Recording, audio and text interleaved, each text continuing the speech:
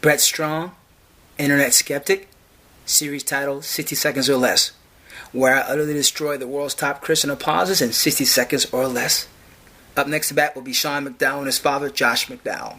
These are a great group of guys. One day we're going to do some beers, have some shots, and party together. But right now they must get destroyed in the series.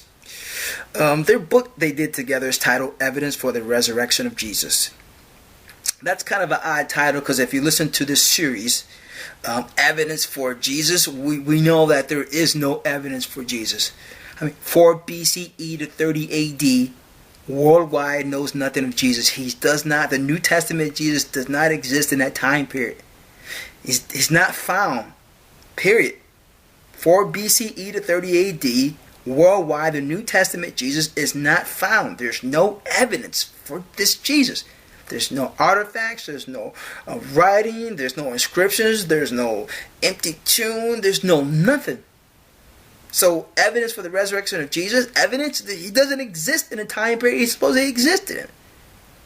And here's the kicker, folks. When we do get writings of this New Testament Jesus, it's decades later by this mentally ill guy named Apostle Paul. This mentally ill guy even said in 1 Corinthians 15:3, he even said, this mentally ill guy said, hey, I didn't meet this earthly Jesus. I didn't see this guy get crucified and resurrected.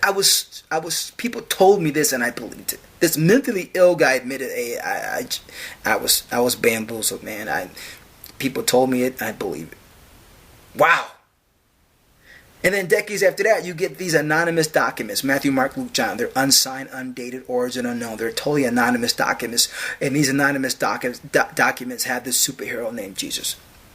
So, 4 BC to 30 AD, worldwide, nothing. Go to Jerusalem, Palestine, Nazareth, Galilee, not found, period. Decades later, you got this mentally ill guy said, I was duped into believing this, basically. People told me and I just like, okay. And then decades later, we have a bunch of anonymous documents with a superhero in it named Jesus of Nazareth. You know. Their evidence speaks for itself. There is no evidence 4 BC to 30 AD, and decades later they tried out some mentally ill guy, and decades later they tried out these anonymous documents with a superhero character in it. That's what Josh McDowell and Sean McDowell. That's what they're presenting. It's kind of odd, obviously. You know, it is what it is. We all know that's fiction, but hey, it is what it is. Let's continue on.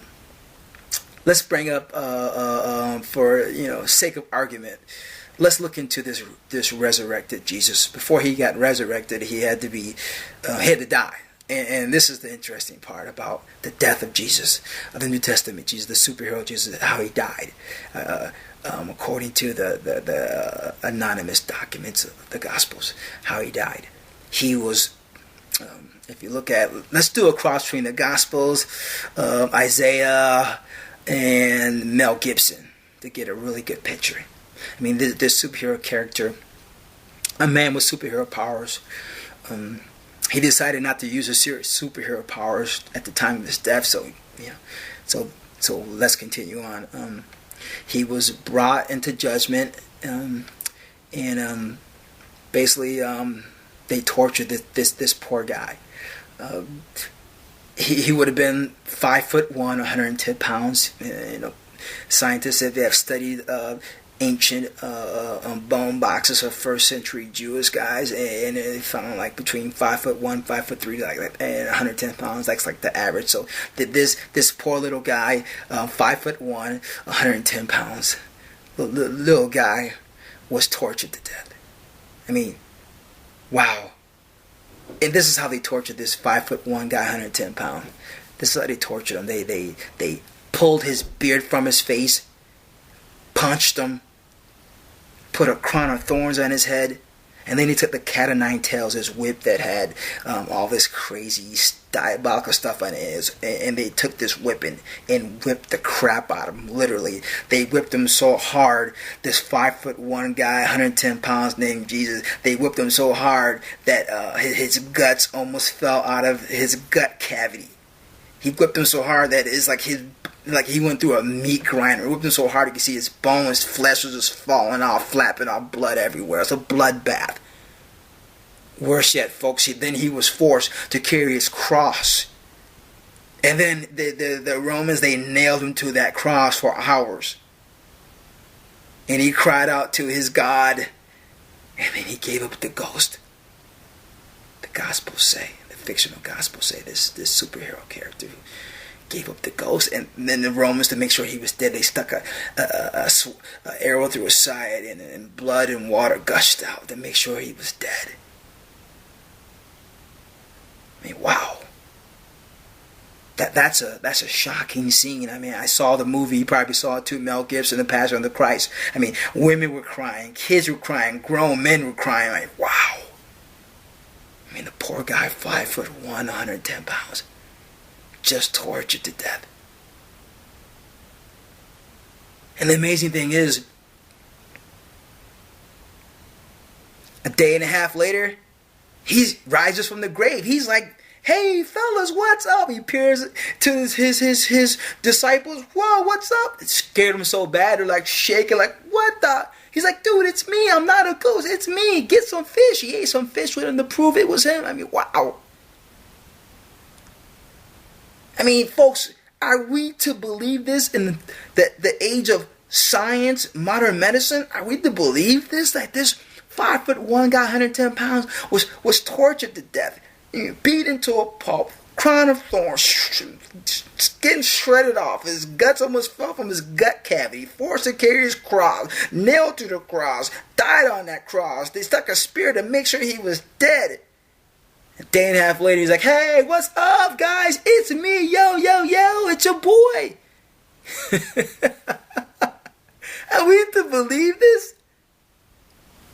Come on, modern science and modern medicine, this is obviously fiction. Modern science, modern medicine say, hey, I don't care how much technology, medicine, science we apply to an individual who went through that, he ain't surviving. He's just dead. For good. I mean, think about it. If somebody said to you, like, hey, my brother, he was beaten into a pulp, shot 20 times, and they hung him in a tree. And then they threw him in the grave, and a day and a half later, dude, he appeared in my kitchen. Saying, yo, bro, what's up? What's for breakfast? Cook me some bacon and eggs. Let's eat. I mean, you would look at that guy and go, dude, you're crazy. You're crazy, dude. Your brother was beaten into a pulp, shot 20 times, hung from a tree, thrown in the grave, and a day and a half later, you said he's in your kitchen? Dude, you need to see a psychologist.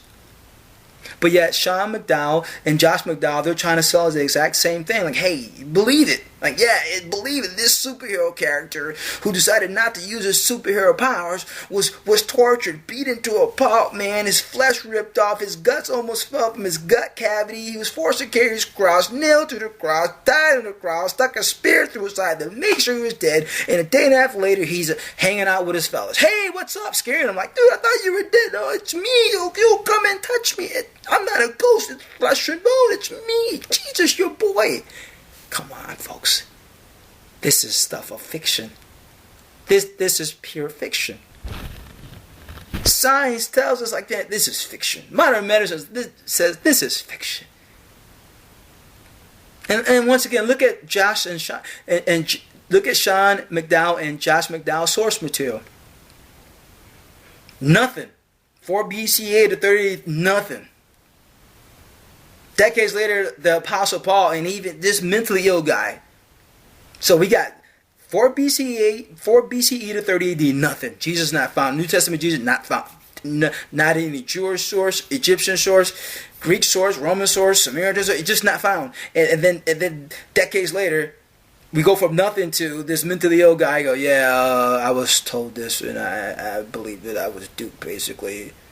Then decades later, we have anonymous documents. Nobody signed their name. Nobody dated. Its origin unknown. And it has a super character in it named Jesus of Nazareth, the New Testament Jesus. And this guy went through that. There's anonymous documents. Yeah, this guy, these anonymous documents. These anonymous documents with a superhero character in it. Yeah, he was slaughtered like a pig, basically, and he rose again. And Sean McDowell and Josh McDowell, like, yeah, that's true. That superhero character in those anonymous documents, that's real. Come on, folks. Modern medicine, modern science, that's not real. That's not real. Come on. That's just common sense. Interesting story nonetheless, but if you look at Superman movies, Spider-Man movies, Incredible Hulk movies, very interesting. So the New Testament Jesus, very interesting. He's a superhero. Superhero like Spider-Man's a superhero, Superman's a superhero, Incredible Hulk superhero, New Testament Jesus superhero. Those superheroes are very interesting, but they're all fiction. They're all fiction. And that's exactly what evidence for the resurrection of Jesus, it boils down to a fictional account of a superhero. A fictional account of a fictional superhero. Because all superheroes are fiction. So their book, The Evidence for the Resurrection of Jesus, first of all, there's no evidence, as we show. There is no evidence. He doesn't exist in history. Later on, we just have some ramblings by a mentally ill guy, and later on, we have some anonymous documents with a superhero in it, and that superhero is the New Testament Jesus, and that's the one they based their book on. Evidence for the Resurrection of Jesus. This superhero that is a fictional superhero. Just like Spider-Man, Superman, Incredible Hulk. Very interesting story, but it's fiction. And that's it, folks. Sean McDowell and his father, Josh McDowell, utterly destroyed in 60 seconds or less. Like I said, those are great guys. We're going to do some beers, do some shots, and party together one day, but I had to dismantle them, disarm them. Until next time, folks, Red Strong.